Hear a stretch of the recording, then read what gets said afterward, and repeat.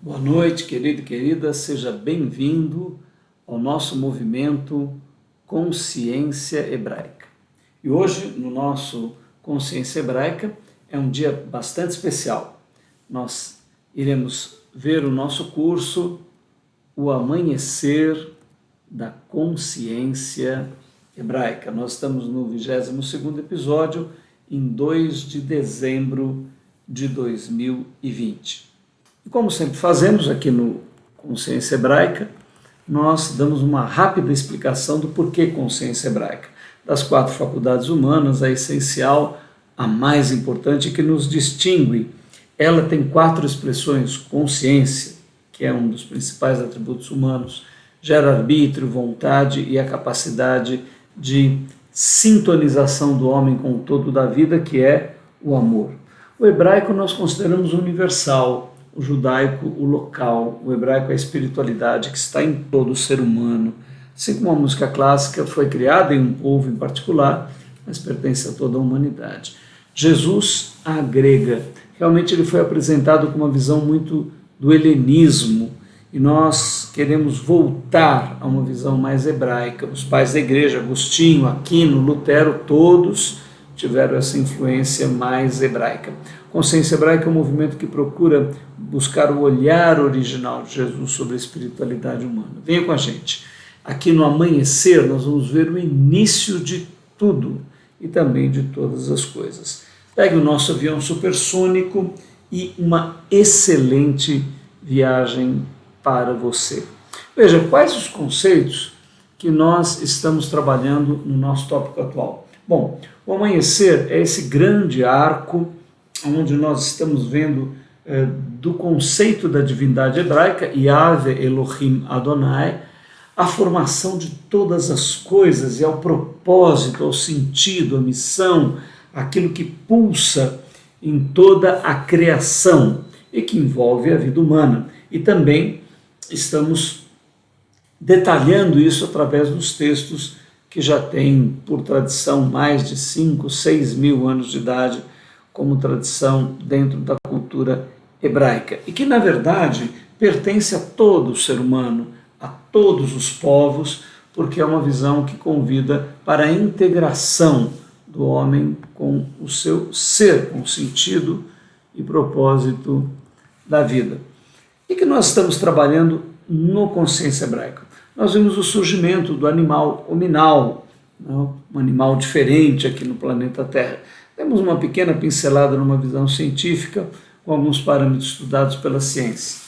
Vimos a escritura hebraica não como um manual técnico científico, mas uma canção poética, intuitiva e espiritual que a todo tempo, independente da teoria da ciência, sempre está atualizada pela aplicação que dela é feita. Veremos alternativas também, vimos alternativas de olhares sobre textos hebraicos antigos, falando sobre a origem do ser humano e elementos que a ciência nos traz hoje. E no nosso último episódio, vimos a classificação do arco evolutivo do ser humano pelos textos hebraicos. E o que vamos ver hoje? Nós vamos fazer uma conclusão desse tópico, dando um grande resumo para que você atine bem, para atinarmos bem com tudo. E agora, antes de nós entrarmos, queria dizer que nós estamos fazendo aqui um resumo, né? Vamos ver assim a essência do que vimos até agora, e é importante que você faça essas conexões, né? Que você pegue os textos hebraicos, bíblicos, que nós estamos dando, pense, pondere com eles. Eu sinto que um grande sentido, né? uma macrobiótica, né? Uma macro de grande bios, de vida, e ótica de visão, ou seja, uma visão probiótica, né? Uma visão a favor de um grande sentido da existência humana. O contrário disso é a nulidade, é o ceticismo, é aquilo que pode ser o ateísmo, aquilo que não propõe, que não é propositivo, ou que compreende que a vida não tem sentido nenhum, termina em nada.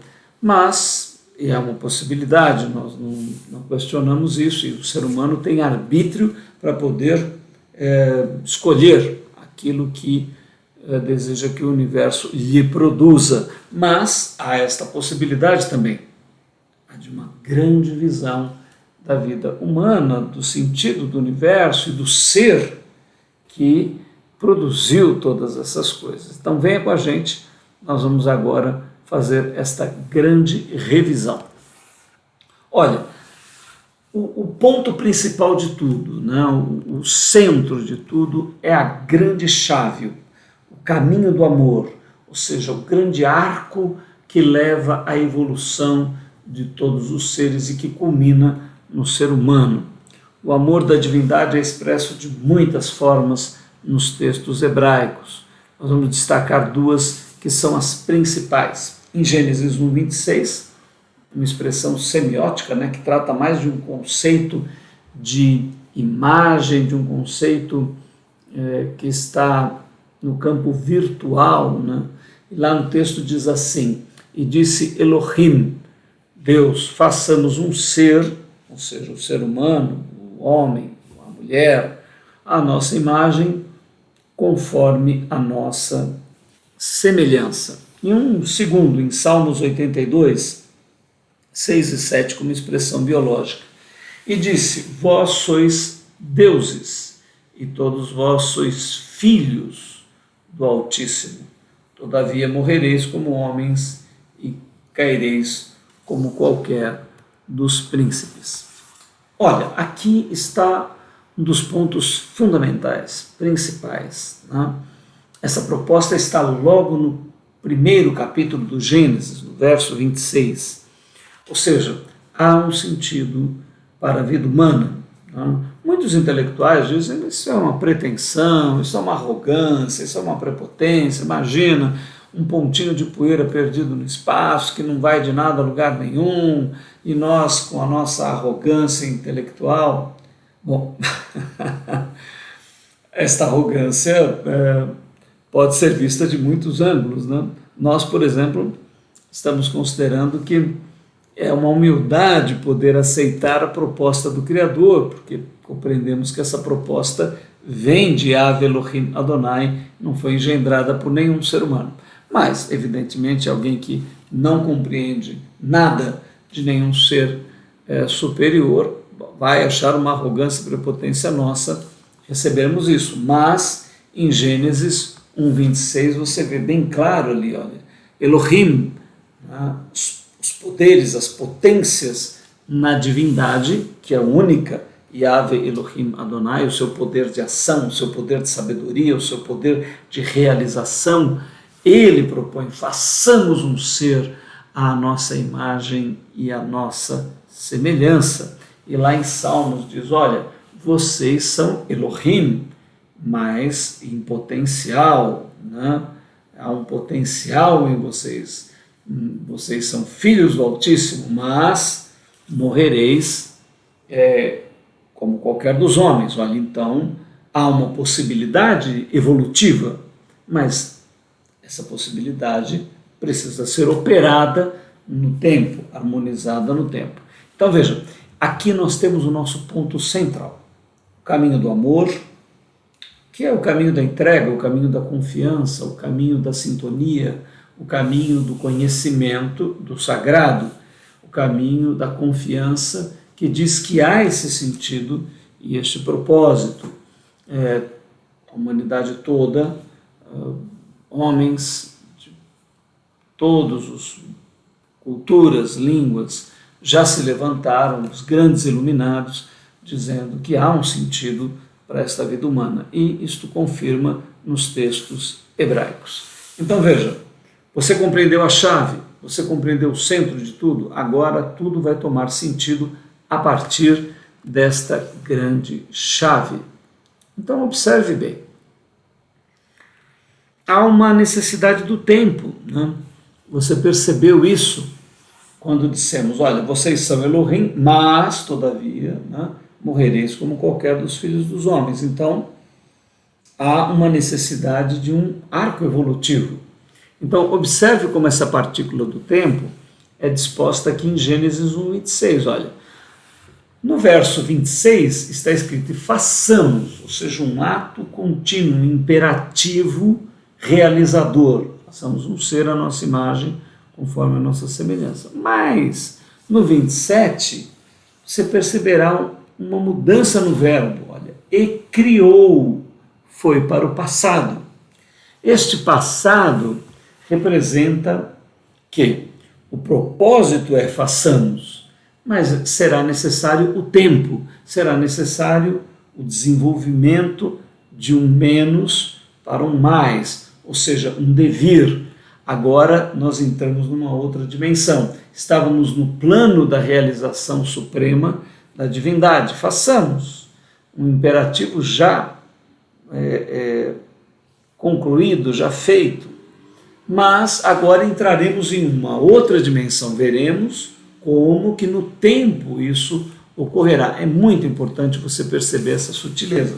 E criou o homem à sua imagem, a imagem de Deus o criou. Mas olha ali o ponto e vírgula, macho e fêmea os criou. Então você percebe aí, olha, que e criou Deus o homem à sua imagem, a imagem de Deus o criou, mais ponto e vírgula. O início será macho e fêmea. Alguns tradutores, inclusive, não preferem esse sentido tradutor.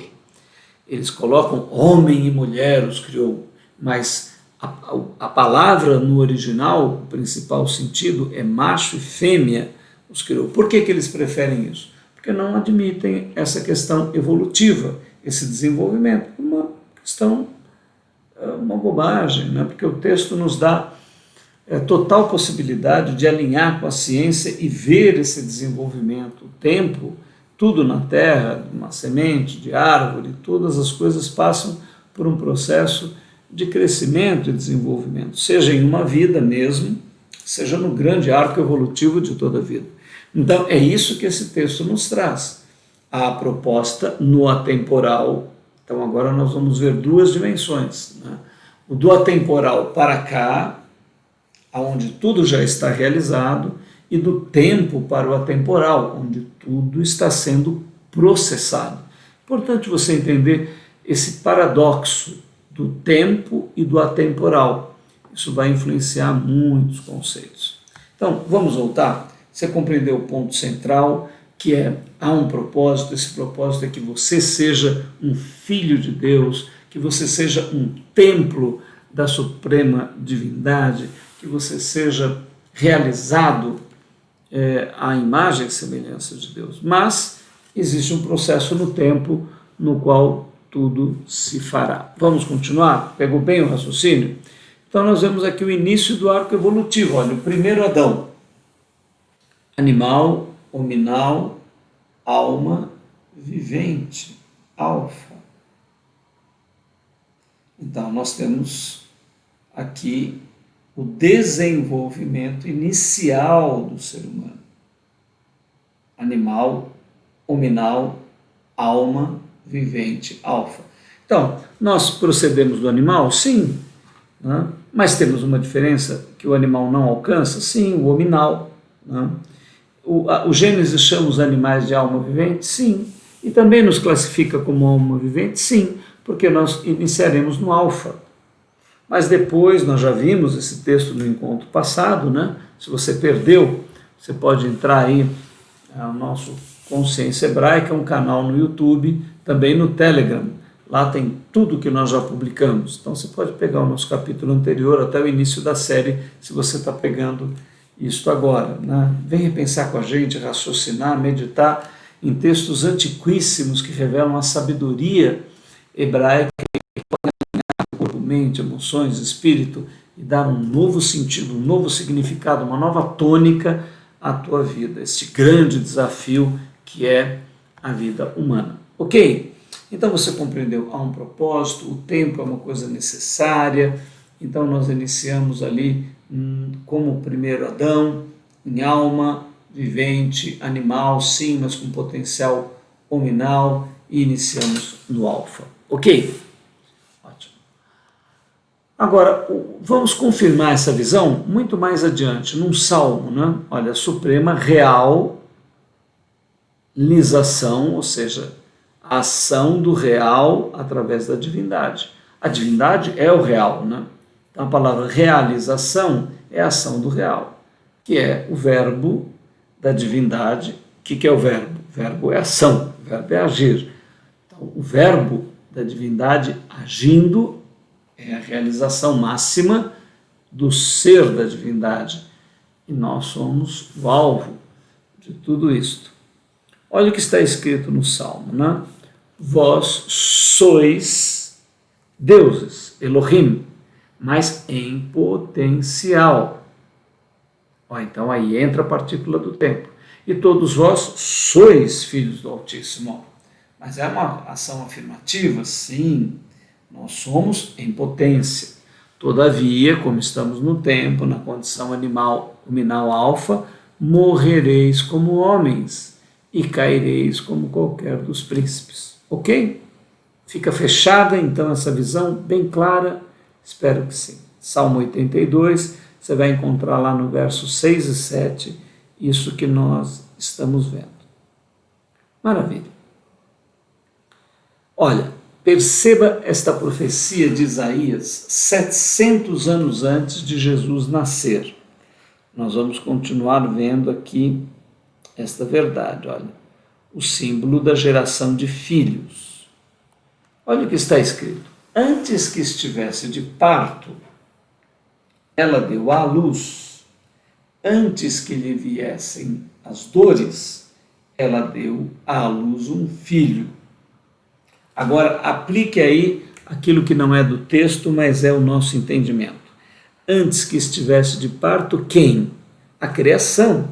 A criação como esposa de Deus. Ora, Deus não quer gerar filhos?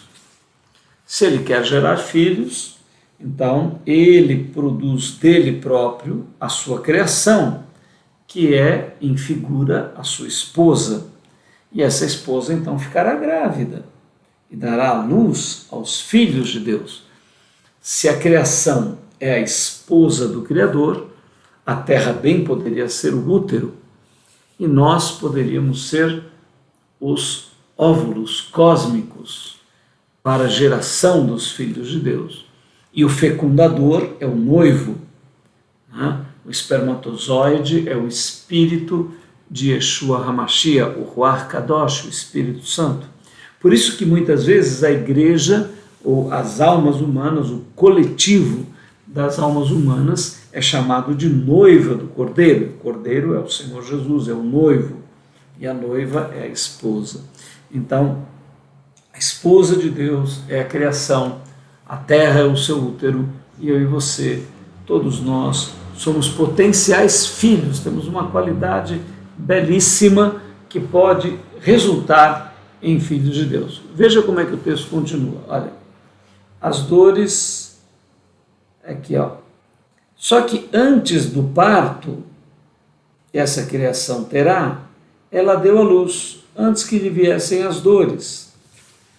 Então, o que são essas dores desta esposa, né? Agora nós vamos entender que isso já trata de uma dimensão apocalíptica. Observe bem, olha, aqui o texto diz, as dores serão a descriação ou parto, como Raquel, que deu à luz a Benjamim ou a Benoni, como esposa de Deus. Olha, aqui já entra em coisas profundíssimas, né?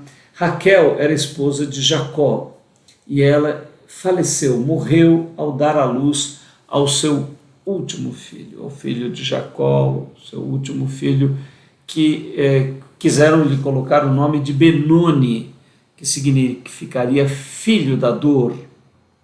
Mas Jacó mudou o nome de Benoni para Benjamim, que tem um significado completamente diferente.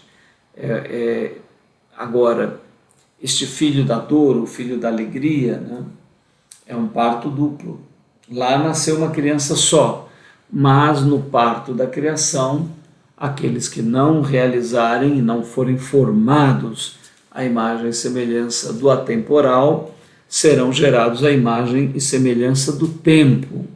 E tudo que é tempo terminará, e o término representa a segunda morte, representa a morte espiritual. Isso é algo que as Escrituras alertam a vida humana, o ser humano, despertando para a busca do sentido e do significado da existência. Mas o homem tem liberdade de compreender isso, não compreender, enfim. Isto realmente é dado ao ser humano. Então as dores serão a descriação, o parto, como Raquel, a Benjamim ou Benoni. Ela deu à luz um filho. Então vamos voltar ao sentido. Antes que estivesse de parto, quem é a criação, ela deu à luz, antes que lhe viessem as dores, ela deu à luz a um filho. Ora, de um modo geral, é impossível que isso aconteça. Como é que uma mulher vai dar à luz sem as dores de parto? Não é natural isso. Então, o que está representando? Que haverá um grande dia do parto da esposa de Deus, que é o que o Apocalipse descreve como o cair das estrelas, a terra abalada como ébrio, a terra se desfazendo, os elementos ardendo em fogo. Então, este é o fim. Este representa o parto de Raquel, o final de todas as coisas. Mas só que antes de que venha o fim, um filho foi gerado. Ora, quem é este filho? Quem é este primogênito gerado? E por enquanto este unigênito gerado?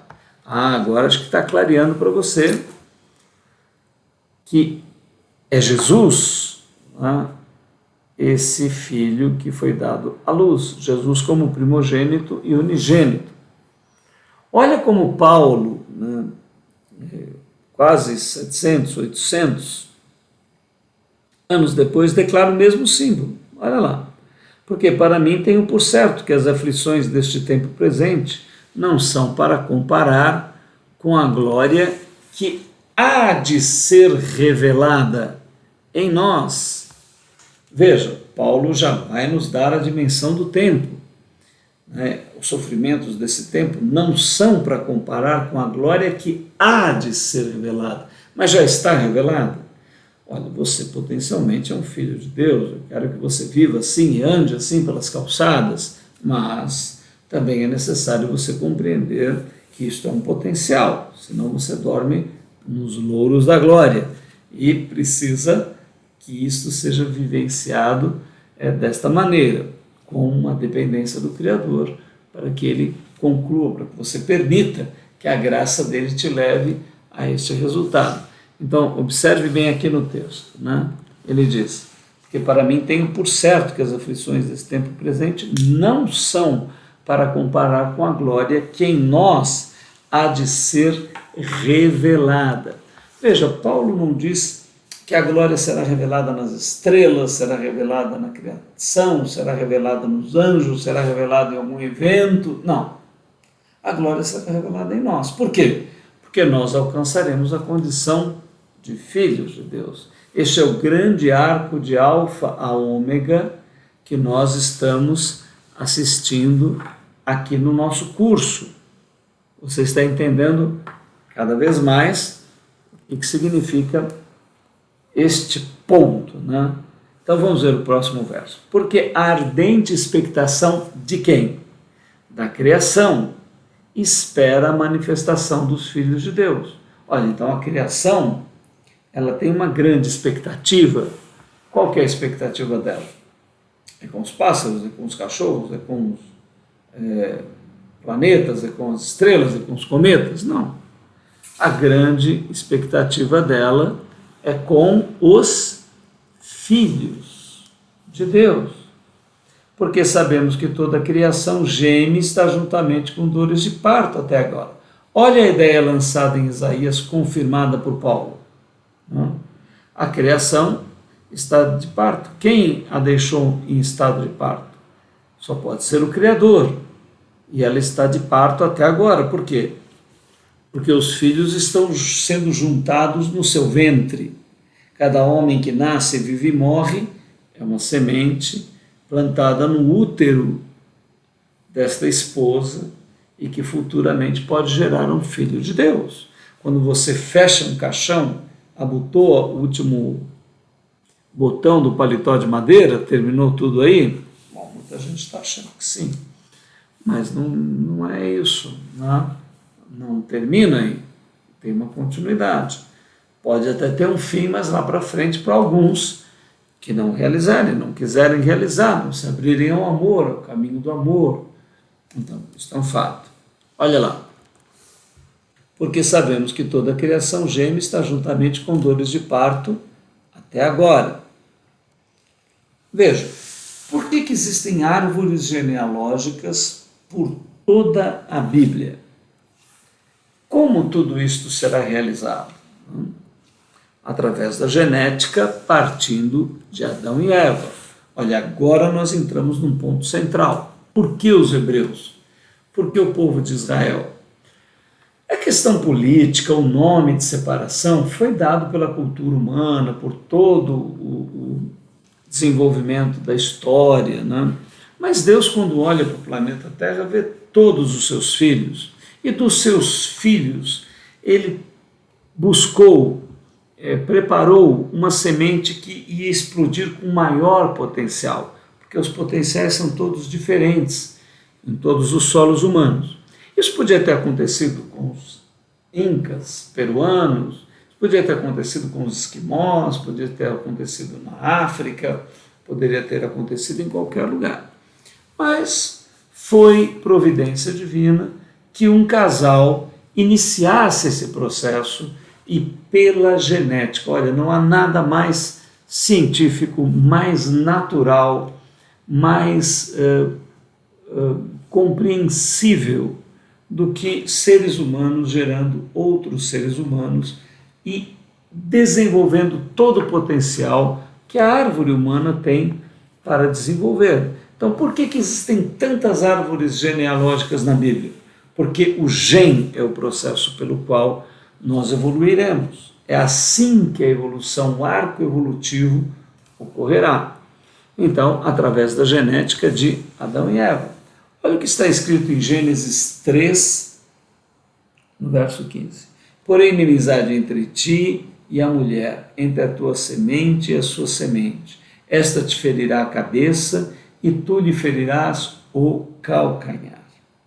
Então, o que está nessas frases? Porém, inimizade entre ti, serpente, como símbolo da natureza anticrística da humanidade. E a mulher, Eva, representando a natureza crístico-genética que irá formar Jesus.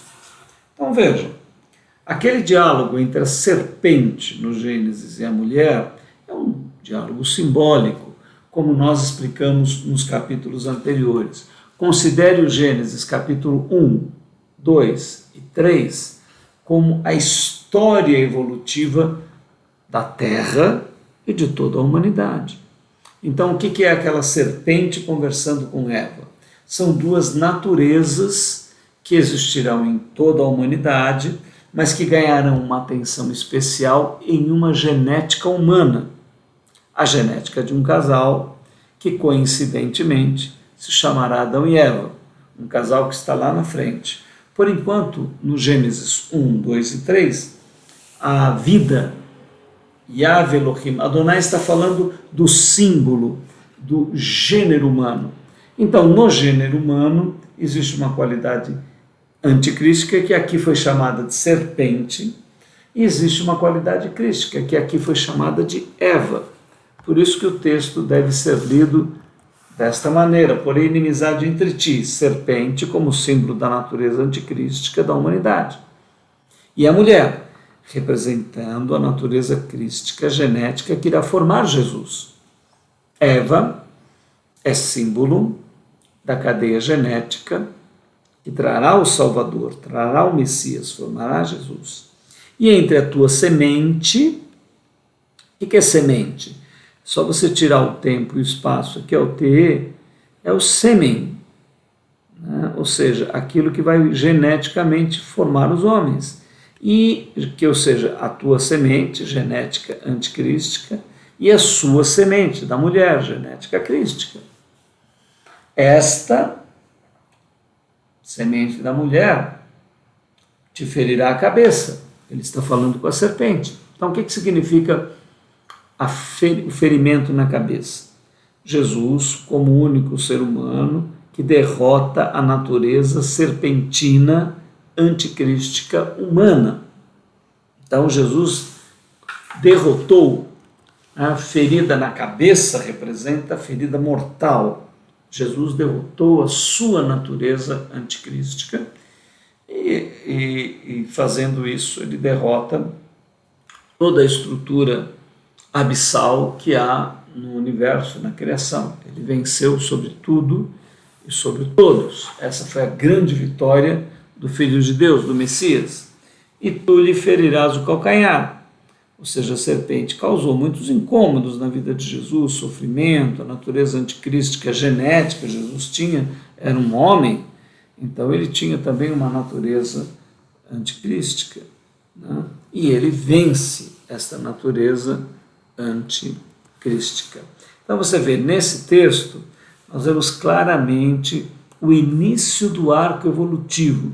Jesus em estado alfa, ainda na genética de um casal, Adão e Eva, que já teria o potencial crístico e anticrístico. Tudo isso se desenvolvendo simultaneamente. Olha aqui, veja como isso é confirmado na seguinte declaração. Moisés declara em Deuteronômio 18:15: o Senhor, teu Deus, te levantará um profeta do meio de ti, do meio dos teus irmãos, como eu. A ele ouvireis. Olha, o que Moisés está declarando? Que Jesus viria do céu? Você vê isto nessa declaração? Quem é o profeta que nós temos que ouvir? Será que é algum profeta do Antigo Testamento? Não, Moisés está falando de Jesus, o profeta dos profetas. O Senhor teu Deus levantará um profeta. De onde? Do meio de ti, da genética dos teus irmãos. Como eu também sou um homem, ele será um homem. A ele ouvireis. Olha, então, veja que Moisés está concordando com aquilo que nós estamos vendo lá em Gênesis. E Simeão anuncia profeticamente. Para aqueles que não sabem, Simeão é aquele homem em idade bem avançada que quando Maria e José, aos 40 dias, levam o menino no templo para ser apresentado, porque ele era o primeiro filho do casal, então eles levam Jesus para ser apresentado e há um encontro com aquele ancião que toma a criança com 40 dias. Jesus não era homem, não falava, não fazia milagres nem nada, mas aquele ancião toma dos braços de Maria a criança e faz uma declaração impressionante. Veja a declaração de Simeão em Lucas 2:19. Ele o tomou em seus braços e louvou a Deus e disse, o que Simeão disse? Agora, Senhor, despedes em paz o teu servo, segundo a tua palavra, pois já os meus olhos viram a tua salvação. Será que era Maria? Será que era José? Não, era aquele bebê de 40 dias que ele segurava nos seus braços. A qual tu preparaste lá no céu? Não, a qual tu preparaste perante a face de todos os povos. Olha, o texto está em harmonia com Moisés. O Senhor teu Deus levantará um profeta do meio de ti, a qual tu preparaste perante a face de todos os povos. Então veja que o sentido é exatamente o mesmo, seja em Moisés, seja em Simeão. Você percebe que o que está sendo declarado é que do processo genético, do processo entre o povo de Israel, por isso as extensas árvores genealógicas desde o início do Gênesis, por isso a separação, por isso a lei, por isso a Torá, por isso a mistura gradativa com outros povos dirigida por Yahvé Elohim Adonai, uma fórmula que só a divindade pode representar. Nós vemos muitos processos satânicos, processos contrários de morte, muitas vezes imitando as escrituras. Esse processo de eugenia que foi proposto na Segunda Guerra Mundial, por exemplo, era um processo diabólico, porque o homem não tem condição de separar pessoas pelos critérios humanos, seja quais critérios forem. Só a divindade pode realizar uma eugenia. Ser humano nenhum, governo nenhum, nenhuma autoridade constituída tem esse poder, mas a divindade o fez, porque ela é onissapiente, ela é justa, harmoniosa, amorosa, então ela pode fazer esse processo e o fez em toda a humanidade para formar o seu Messias. Árvores genealógicas por toda a vida. Olha as declarações. O que Jesus fala dele mesmo? Como ele se chama? Como ele se anuncia? Qual o título que ele se dá? Em Mateus 17, 9, você vê, e descendo eles do monte, Jesus lhes ordenou, dizendo: a ninguém conteis a visão, até que o Filho, que é um produto do homem, natureza humana, seja ressuscitado dos mortos. Ora, que passagem é essa? Jesus disse que dos que estavam com ele, alguns não morreriam sem ver o reino dos céus. Passado 8 dias, ele leva os discípulos para o Tabor, provavelmente um monte muito alto, e ali então ele transfigura, o seu corpo fica luminoso, tudo ao redor vira luz. Ora, tudo isto tem que significado? Ele estava demonstrando grande poder que o capacitava e o realizava como filho de Deus. Mas como ele se chama? Observe bem aqui no texto, olha lá. Ele chama a si mesmo até que o Filho do homem. Quem é o Filho do homem? É ele. Filho é resultado, é produto. E homem é natureza humana. Então ele poderia dizer: a ninguém conteis a visão, até que o produto da natureza humana, que sou eu, seja gerado entre os mortos, gerado novo. Né? A palavra ressuscitado não é muito boa, mas que ele não voltou a ter o mesmo corpo que tinha, ele evoluiu para o sentido ômega, não voltou para o sentido alfa. Né? Nós podemos dizer a ressurreição de Lázaro. Lázaro ressuscitou, voltou a ter o corpo que tinha. Jesus não foi para trás, teve ré, foi para frente. Não? Ele teve o seu corpo formado à imagem e semelhança de Yahvé Elohim Adonai, dando o próximo passo evolutivo. Então você vê que o texto aqui não deixa dúvida, né, de que ele é o Filho do homem. O processo se inicia no tempo. Olha essa frase em Mateus 6,10. Venha o teu reino, seja feita a tua vontade, assim na terra como no céu. Veja, venha o teu reino, seja feita a tua vontade, assim no céu primeiro, no plano espiritual, e depois no plano material? Não, primeiro no plano material, depois no plano espiritual. Então, aqui é que entra a influência do helenismo, a influência greco-romana, a influência da mitologia grega, onde os deuses do Olimpo, do céu, resolviam tudo e vinham para realizar coisas na terra com os homens. Então foi nesta visão grega que colocaram Jesus pronto lá no céu e ele encarnando em uma mulher aqui na terra. Se você procurar aí na mitologia grega, você vai ver uma série de fatos desse tipo, dos deuses encarnando em animais, encarnando em homens e etc., e tendo relações sexuais e gerando filhos, etc. Isso não é uma visão hebraica. A visão hebraica é a que Moisés dá: levantaria um profeta semelhante a mim, no meio de ti, dos teus irmãos. Que Simeão dá: Senhor, tu preparaste essa salvação diante da face de todos os povos, aqui na terra, aqui no processo temporal. Então eu espero que isso tudo venha a te despertar. Olha, observe bem o texto, né? Que a palavra fale com você, que a palavra te conduza, né? Que a palavra te leve, te eleve. Né? E depois nós sabemos do paradoxo atemporal. Isso é verdade, né? E é nesse paradoxo atemporal que há muita confusão. Qual é o paradoxo atemporal? Presta atenção. O atemporal não é uma soma de tempo, também não é uma simultaneidade de presente, passado e futuro. O atemporal é o não tempo. Nele não há futuro nem passado, apenas o ser. Não se pode estar lá, apenas se pode ser lá. Evidentemente, quando você sai do tempo e passa a ser no atemporal, ocorre um paradoxo. Alguma vez você não esteve lá?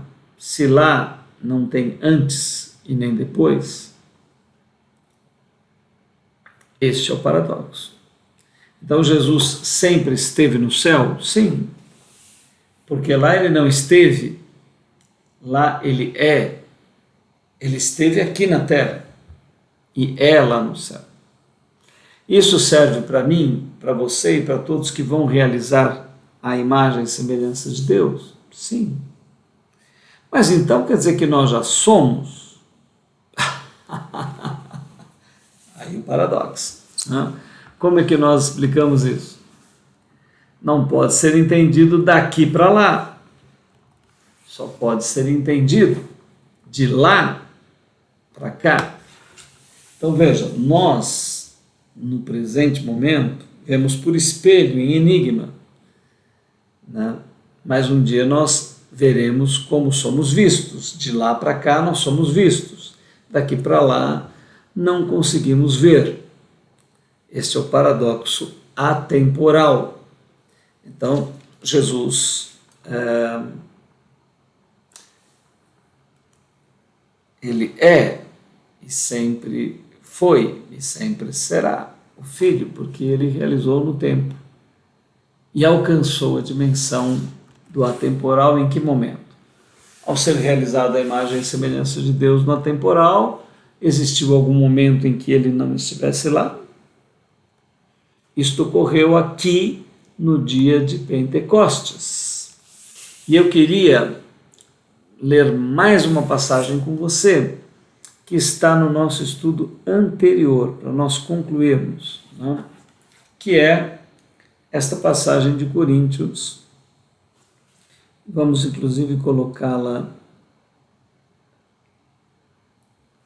retirá-la daqui, para ficar o material, quando a gente der o material para vocês, ficar tudo certinho, né?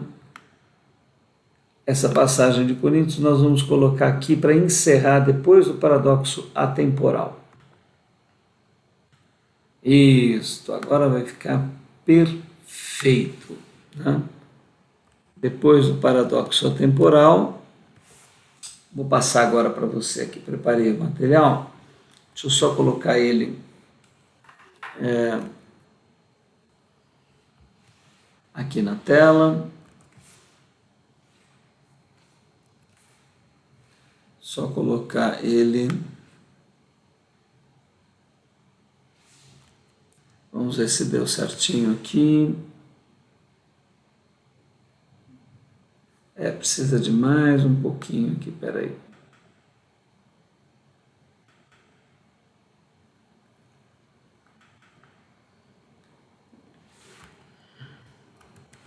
Só um minuto, eu ajusto aqui para você.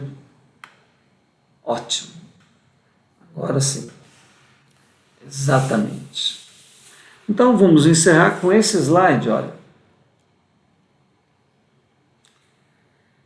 Nós vamos entender a classificação em 1 Coríntios 15, de 44 a 46.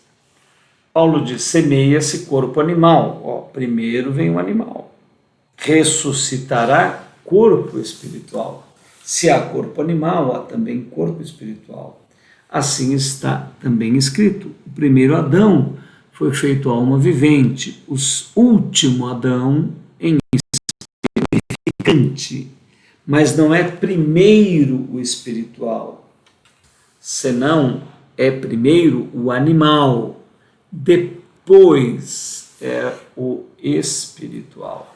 Olha, para quem pode estar pensando que nós estamos distorcendo as escrituras ou queremos diminuir a glória de Jesus como Deus, de forma alguma, porque é muito mais fácil, vamos dizer, considerar que Jesus era Deus e veio aqui na Terra, já todo poderoso, e ele não podia falhar, do que considerar que ele veio da evolução genética humana e chegou ao Filho de Deus.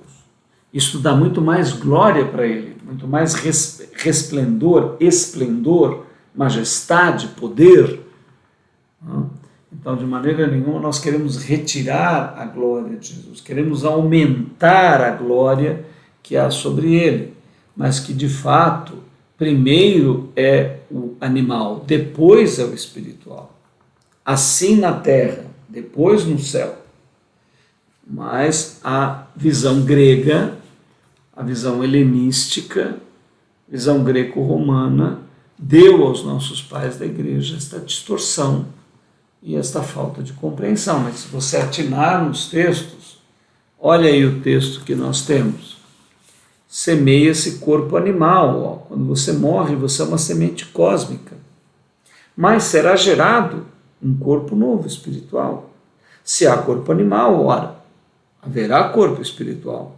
Assim também está escrito, o primeiro Adão foi feito alma vivente. Olha o estado alfa do animal hominal, alma vivente. O último Adão, ora, mas Jesus chamava Adão. Então você vê que aqui Adão não está sendo usado como nome próprio, está sendo usado como gênero. O primeiro Adão é alfa, o último Adão é ômega, cumprindo o processo e o arco evolutivo de Gênesis 1:26, façamos um ser à nossa imagem e semelhança.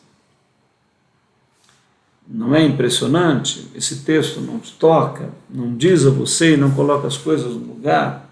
Olha, de alma vivente para espírito vivificante, ou seja, a alma vivente depende que a vida venha de fora para dentro. O espírito vivificante vive de dentro para fora, porque já é Deus, já tem as qualidades da divindade. Agora, o que é o primeiro? É o espiritual primeiro? Não. Primeiro é o animal e depois é o espiritual. Então a classificação fica, o primeiro Adão era um animal, mas tinha uma qualidade a mais, era hominal. Desenvolveu autoconsciência, tinha espiritualidade. Ele é como animal, alma vivente, como alfa, mas o segundo Adão alcança, sai da qualidade animal. Ele agora é um hominal pleno, que não é mais alma vivente, mas espírito vivificante, e alcançou a condição de ômega, Senhor e Salvador de toda a humanidade. Como sempre, nós não queremos criar embaraço para você. A gente sempre explica isso. Para nós o conhecimento é um meio, não é uma finalidade, não é ele em si que é importante. Se esta visão te estimula mais a você se dedicar a Jesus, a Deus, a se santificar e a ser cheio do Ruach Kadosh, do Espírito Santo, fique com ela. Se você tem uma visão melhor, que te estimula muito mais, como a visão, por exemplo, que Jesus é Deus, veio aqui na terra para te salvar e vai te levar para o céu, isso te toca profundamente o coração e é assim que você crê, ótimo, fique com essa visão. O importante não é propriamente o que você está vendo, o importante é que você se dedique a Ele como Senhor e Salvador, porque sem Jesus, sem a qualidade do Ruach Kadosh, do espírito deste homem, deste ser que realizou-se a imagem e semelhança de Deus, nenhum de nós alcançará essa condição. Então, o mais importante é que você seja cheio do Espírito Santo, do Espírito de Yeshua HaMashiach, do Ruach Kadosh, do nosso Jesus. É isso que nós desejamos a você. Estamos dando esse conhecimento porque algumas pessoas têm dificuldade em compreender a Bíblia da maneira tradicional que ela é apresentada. Nós somos um movimento Consciência Hebraica e eu queria muito que você acessasse as nossas redes sociais, tivesse um contato conosco através das nossas redes.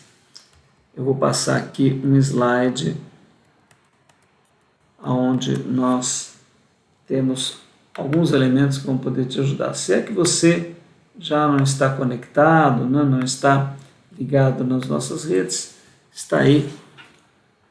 Entre o nosso grupo do YouTube, chamado Consciência Hebraica, ali você terá todas as playlists com estes estudos e muitos mais para edificar o teu interior. Também estamos no Telegram, no Instagram e no Facebook.